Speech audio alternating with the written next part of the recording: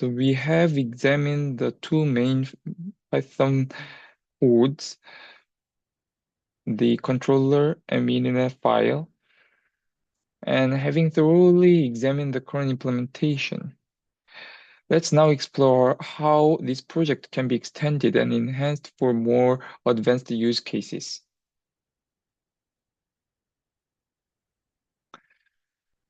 The first major direction is multi-controller architecture.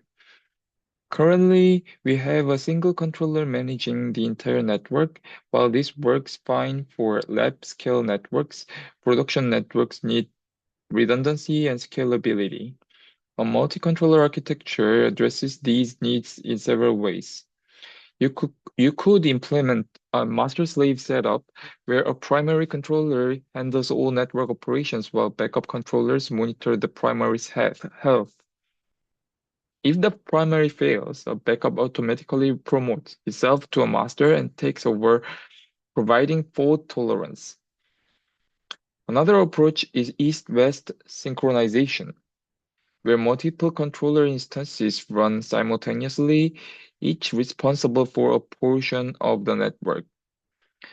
These controllers need to share topology information and coordinate their routing decisions. The second major direction is traffic engineering plugin development. This is where SDN really demonstrates its power compared to traditional networks. The centralized controller can make globally optimal traffic management decisions that would be impossible with distributed protocols. One existing possibility is AI and ML-based traffic engineering. You could collect historical traffic data and train machine learning models to predict future traffic patterns. The controller could then proactively adjust routing before congestion occurs. For example, if your model predicts heavy video streaming traffic during evening hours, the controller could pre-configure paths to balance load across multiple links. What we demonstrated today is actually a basic form of adaptive traffic engineering. The controller adapts routing in response to link failure. You could extend this significantly by monitoring link utilization and congestion. Instead of only reacting to complete link failures, the controller could detect when a link is becoming congested and proactively shift some traffic to underutilized alternative paths. Lastly, the traffic engineering approach is QoS and SLA-aware routing. Different types of traffic have different requirements.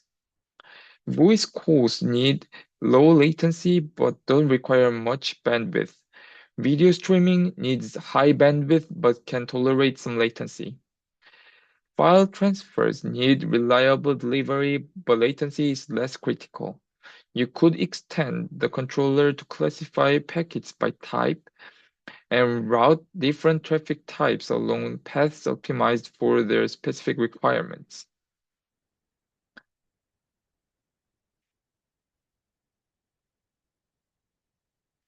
So for practical, the key message I want to convey is that what you've seen today is a foundation, not a complete solution.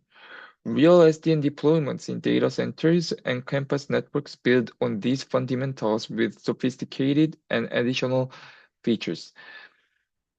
Traffic engineering, in particular, is where SDN demonstrates advantages that traditional networks simply cannot match. The centralized control plane's global view enables optimizations impossible with distributed routing protocols. This was all for today's lecture. Let me summarize what we've covered in today's presentation. We explored four core areas. First, we examined the fundamental technologies, SDN architecture, the OpenFlow protocol, LDP for topology discovery, and STP for loop prevention. Second, we walked through the lab environment set up using Docker. And third, we conducted live experiments with link failure scenarios. And fourth, we examined the implementation details, including a comprehensive code walkthrough. Finally, we discussed future research directions. So, if you want to continue exploring the topic, I hope you to use the GitHub repository.